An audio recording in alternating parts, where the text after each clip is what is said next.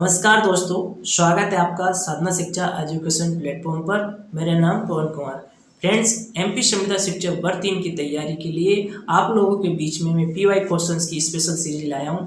ये आपके सीडीपी विषय की तैयारी के लिए काफ़ी हेल्पफुल रहेंगी और यदि आप और किसी टीचिंग एग्जाम की भी प्रिपरेशन कर रहे हैं तो उसमें भी काफ़ी हेल्प रहेगी। ये पीवाई क्वेश्चन की स्पेशल सीरीज एमपी टेट 2018 में हुआ था, वहाँ से मैं प्रश्न को ला रहा हूँ।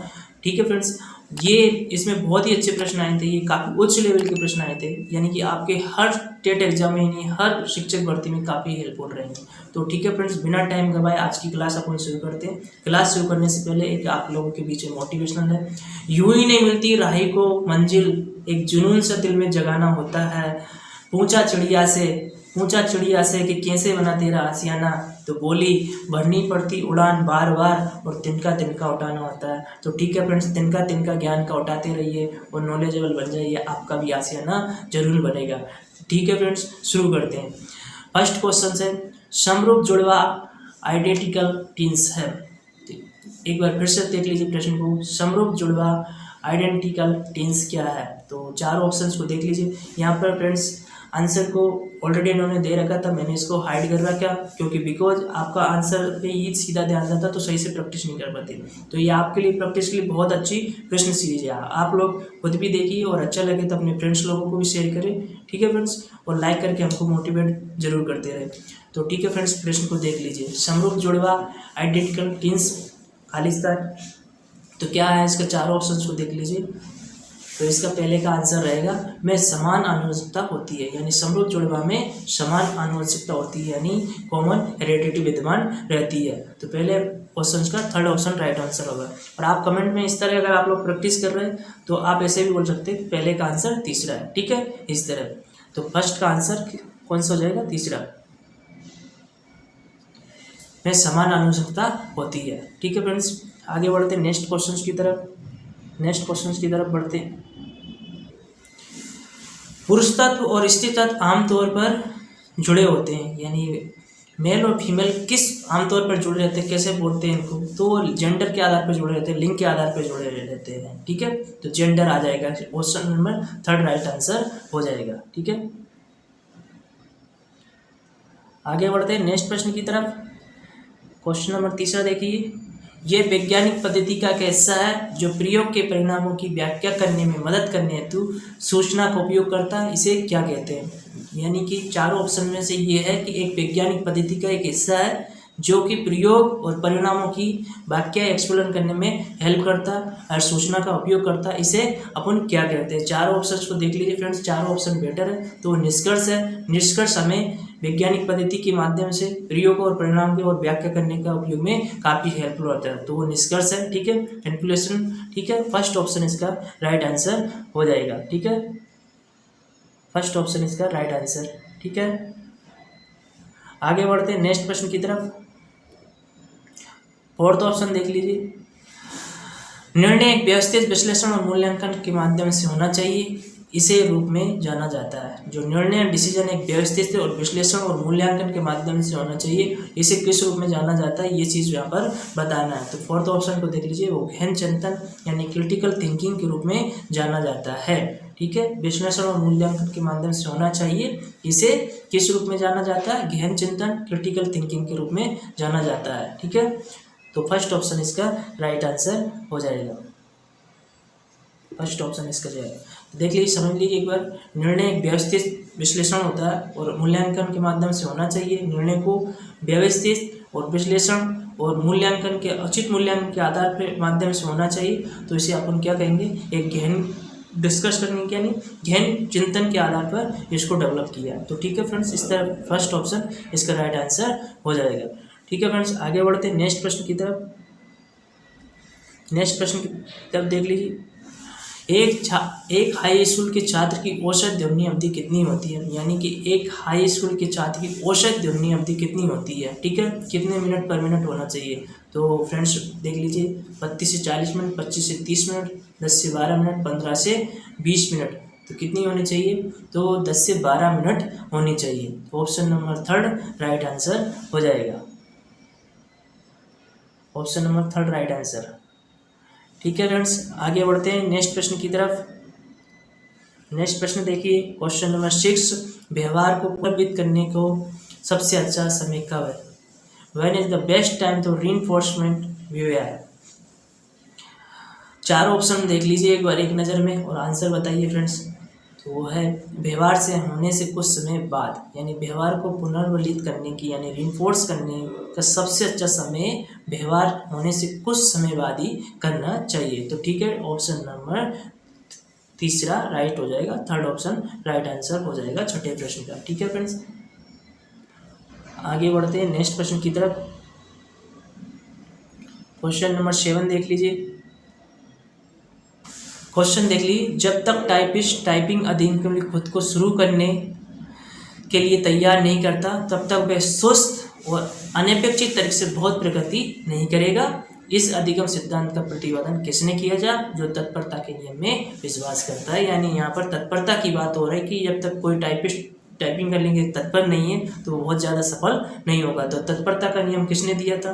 ठीक है फ्रेंड्स, तो ये तत्परता का नियम एडवर्ड थॉर्नडाइक ने दिया था। ठीक है, और थॉर्नडाइक कौन है? थॉर्नडाइक शिक्षा में विज्ञान के जनक है। ठीक है, तो थॉर्नडाइक ने तत्परता के नियम के अलावा भी और कौन से नियम दिए थे वो भी यहाँ पर देख लीजिए। तो थॉर्नडाइक ने क्या है, 3 मुख्य नियम दिए थे और 5 गौण नियम दिए थे। ठीक है, मुख्य नियम में तत्परता का नियम, ठीक है, एक तत्परता का नियम हो गया आपका, फिर दूसरा अभ्यास का नियम और तीसरा प्रभाव का नियम। ठीक है फ्रेंड्स, और 5 इन्होंने गौण नियम दिए थे। तो 5 गौण नियम में क्या थे? नंबर 1 बहुप्रतिक्रिया का नियम। ठीक है, बहुप्रतिक्रिया के नियम, आत्मीकरण का नियम, मानसिक अभिन्यास का नियम, आंशिक क्रिया का नियम और बहुप्रतिक्रिया का नियम। तो ये 5 उन्होंने गौण नियम दिए थे। तो ठीक है फ्रेंड्स, यहाँ पर यही पूछा था तत्परता के नियम में विश्वास कौन करता है? तो वो एडवर्ड थॉर्नडाइक। ठीक है, एक प्रश्न के साथ आपके बहुत सारी चीज़ें तैयार हो गई। ठीक है,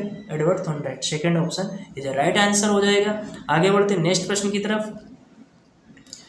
कक्षा में सभी छात्रों को शामिल करने का एक तरीका निम्न है ताकि कोई भी ऐसा महसूस न करे कि उसे छोड़ दिया जाए। यानी एक क्लासरूम में सभी छात्रों को शामिल करने का एक बेटर तरीका है जिससे कि किसी भी स्टूडेंट को ये फील ना हो कि मुझे छोड़ दिया गया या मुझे पीछे कर दिया गया इस तरह। तो वो है बैठने की व्यवस्था को बदलता रहना चाहिए, बैठने की व्यवस्था सुचारू रूप से होना चाहिए जिससे किसी बालक को ऐसा फील नहीं हो। तो क्वेश्चन नंबर 9 का सेकेंड ऑप्शन ये राइट आंसर हो जाएगा।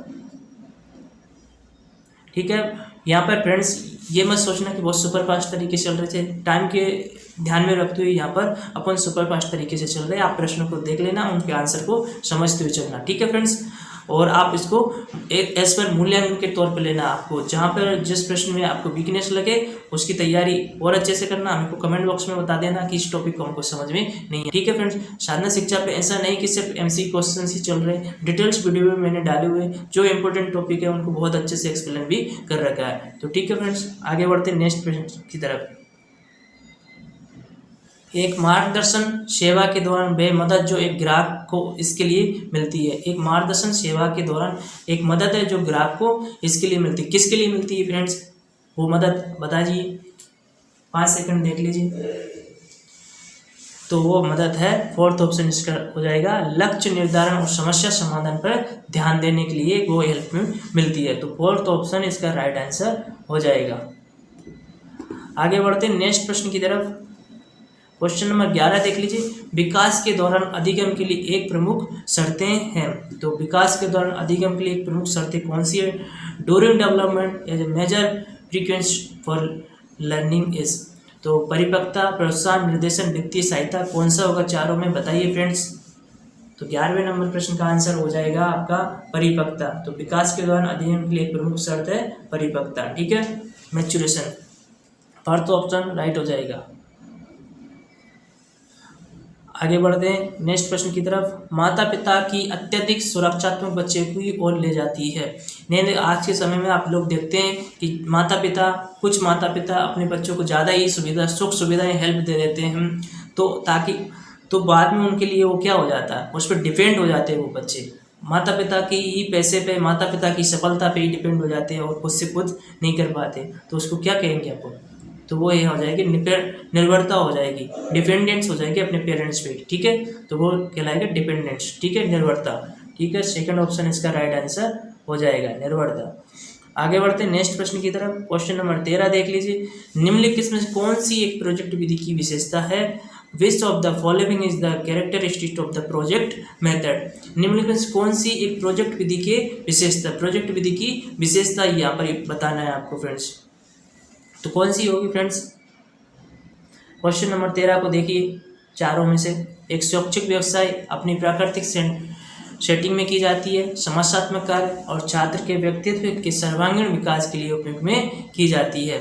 तो क्वेश्चन नंबर 13 का आंसर, राइट आंसर ये होगा कि एक प्रोजेक्ट विधि है वो छात्र के व्यक्तित्व के सर्वांगीण विकास के लिए उपयोग में की जाती है। ठीक है, ऑलराउंड डेवलपमेंट के लिए यूज की जाती है। तो फोर्थ ऑप्शन इसका राइट आंसर हो जाएगा।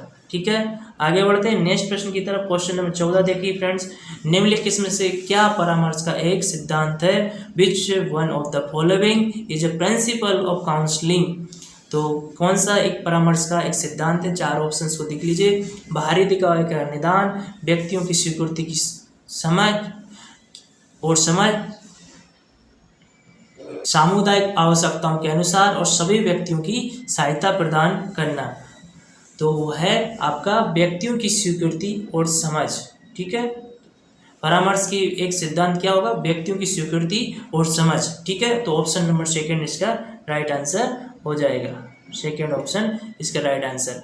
आगे बढ़ते क्वेश्चन नंबर 15 की तरफ। एरिक एरिक्सन के अनुसार मनोसामाजिक विकास का दूसरा चरण कौन सा है? देखो, एरिक एरिक्सन ने कितने सिद्धांत दिए थे? जो उन्होंने कितने चरण बताए थे? उन्होंने 8 चरण बताए थे। ठीक है, तो उन्होंने जो चरण बताए थे, देखो तो यहाँ पर उन्होंने पूछा एरिक एरिक्सन के अनुसार मनोसामाजिक विकास का दूसरा चरण कौन सा है? ठीक है, तो मनोसामाजिक विकास का दूसरा चरण कौन सा है ये यहाँ पर आपको बताना है। ठीक है, तो वो है स्वतंत्रता बनाम शर्म और संदेह। ठीक है, स्वतंत्रता बनाम शर्म और संदेह क्या होगा? ठीक है, जब बालक, इसका उम्र क्रिया क्या रहेगा? बालक जब 18 माह से 3 वर्ष की अवधि में रहेगा, 3 वर्ष की अवधि में रहेगा, तो उसके अंदर क्या स्वतंत्रता बनाम शर्म और संदेह की उसमें रहेगा, यानी एंटोनिमी वर्सेस सेम एंड डाउट्स की कंडीशन में रहेगा। वो किस लिए रहेगा? ठीक है, कुछ बच्चे इंडिपेंडेंट होने जाते हैं, स्वतंत्रता तब कर लेते हैं कि खुद से कपड़े पहनेंगे, खुद से खाना खाएंगे और खुद से जो कुछ भी एक्टिविटी वो कर सकते हैं वो करना चाहेंगे, वो स्वतंत्र रहना चाहते हैं। ठीक है, लेकिन कुछ बच्चे नहीं करने के कारण कुछ पेरेंट्स बहुत ज़्यादा स्ट्रिक्ट होते हैं, तो वो अपने बच्चों से बोलते हैं कि तू इतना भी नहीं कर सकता है, ज़्यादा ही उनसे एक्सपेक्टेशन करते हैं। तो इसी कंडीशन में बच्चा क्या करता है? ठीक है, मतलब पेरेंट्स उसके उस पर डाउट करते बच्चे पर, अरे ये इतना भी सा नहीं कर पा रहा, तो बच्चे के अंदर क्या होता है? शर्म आती है, वो शर्म फील करता है। तो स्वतंत्रता बना शर्म की स्थिति ये होती है, और ये एरिगेशन की दूसरी चरण होता है। ठीक है फ्रेंड्स, ऑप्शन नंबर सेकेंड हो जाएगा। ठीक है, सेकेंड राइट आंसर हो जाएगा। आगे बढ़ते हैं नेक्स्ट प्रश्न की तरफ। Question number 16। वे आधार जो किसी व्यक्ति के व्यवहार और प्रभाव को बड़े पैमाने पर उसके नजरिए और दुनिया की समझ के बारे में मान्यताओं द्वारा निर्धारित किया जाता है, तो वो कौन सा आधार है फ्रेंड्स? चारों ऑप्शन देख लीजिए एक नज़र में। संज्ञानात्मक व्यवहार थेरेपी, मनोविश्लेषणात्मक मनोचिकित्सा, या मिलाव थेरेपी, या मॉडलिंग। चारों ऑप्शन में से कौन सा होगा फ्रेंड्स? देख लीजिए, तो वो संज्ञानात्मक व्यवहार थेरेपी होगी, यानी फर्स्ट ऑप्शन इसका राइट आंसर हो जाएगा। ठीक है फ्रेंड्स, फर्स्ट ऑप्शन इसका राइट आंसर। आगे बढ़ते हैं नेक्स्ट प्रश्न की तरफ। विकास के किस चरण में बच्चा विभिन्न इंडोर और आउटडोर गेम खेलने के लिए आवश्यक मोटर और शारीरिक कौशल सीखता है? यानी विकास की किस अवस्था में बच्चा इंडोर भी गेम खेलता है और आउटडोर भी गेम खेलता है, तो कौन सी अवस्था कहलाती है फ्रेंड्स? वही बताना है। क्वेश्चन नंबर 17 देख लीजिए। पस्त बाल्यावस्था यानी 6 से 12 वर्ष, शेषावस्था 2 वर्ष तक, किशोरावस्था 12 से 18 वर्ष तक, और प्रारंभिक बाल्यावस्था 3 से 5 वर्ष, यानी किस अवस्था में बालक इंडोर गेम भी खेलता है और आउटडोर गेम भी खेलता है, ये चीज़ बताना है। तो क्वेश्चन नंबर 17 का आंसर क्या होगा बताइए फ्रेंड्स, एक सेकंड सोच लीजिए। तो इसका राइट आंसर रहेगा पस्त बाल्यावस्था 6 से 12 वर्ष, उत्तर बाल्यावस्था लेटरल चाइल्डहुड, उम्र क्राइटेरिया 6 से 12 वर्ष की अवस्था में बालक, उसकी मेन बाल्यावस्था होती है, उसमें बालक इंडोर गेम भी खेलता और आउटडोर भी गेम खेलता है। तो ठीक है, इस तरह फर्स्ट आंसर इसका राइट आंसर हो जाएगा। ठीक है, आगे बढ़ते हैं नेक्स्ट प्रश्न की तरफ। क्वेश्चन नंबर 18 देख लीजिए। क्वेश्चन नंबर 18 देख लीजिए, एरिक्सन के अनुसार मनोवैज्ञानिक विकास के दूसरे चरण में क्या प्रोत्साहित किया जाना चाहिए। एरिक्सन के अनुसार मनोवैज्ञानिक विकास के दूसरे चरण में क्या प्रोत्साहित करना चाहिए। अभी आपने पढ़ा था ही एरिक्सन के ऊपर, दूसरा प्रश्न आ गया। तो क्वेश्चन नंबर 18 देख लीजिए, दूसरे चरण में उनको क्या प्रोत्साहित करना चाहिए। संबंध, सहयोग, निकटवर्ती विकास या अन्वेषण। क्वेश्चन नंबर 18 का आंसर बताइए फ्रेंड्स।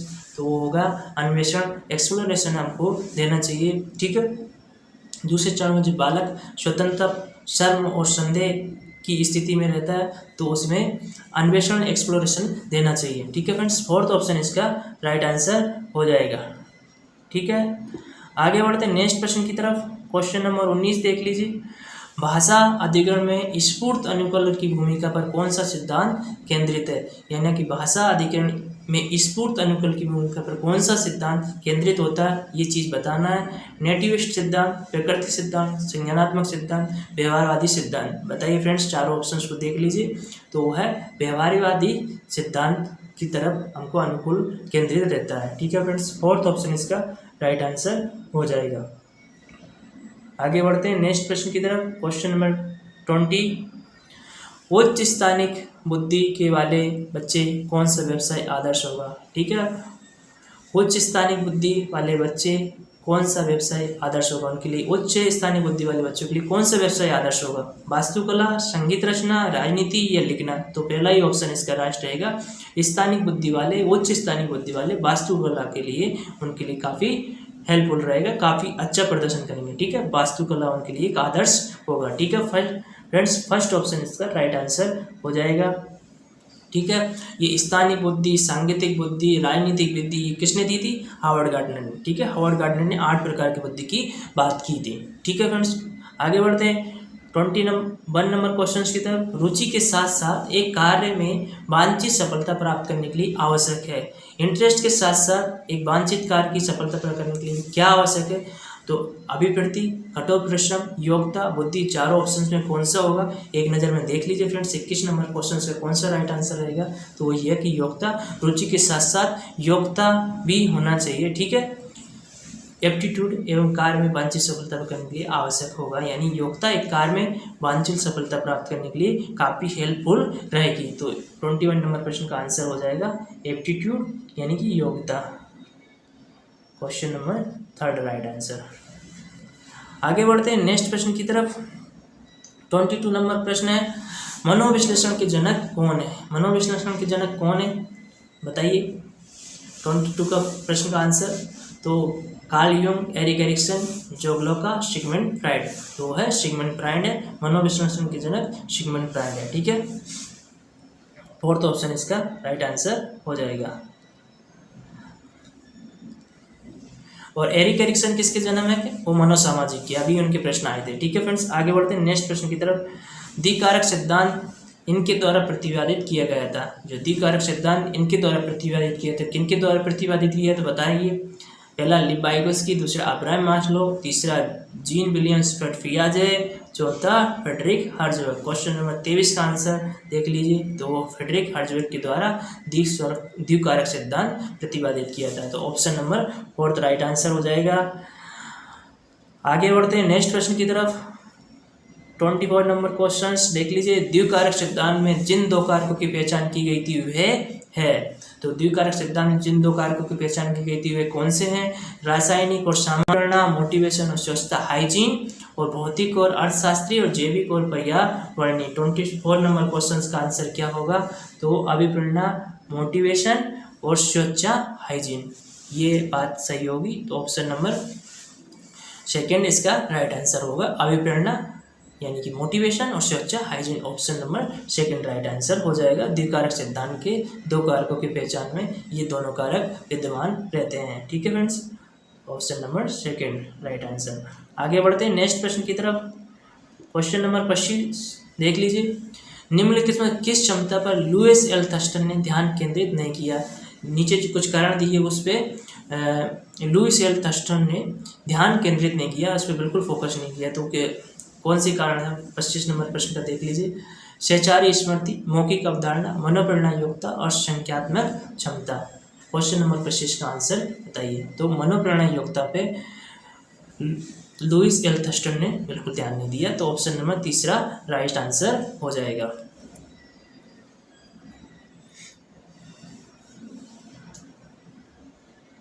एक सेकेंड, मनोप्रेरणा योग्यता, ठीक है, option number second right answer, third right answer, ठीक है फ्रेंड्स, थर्ड राइट आंसर।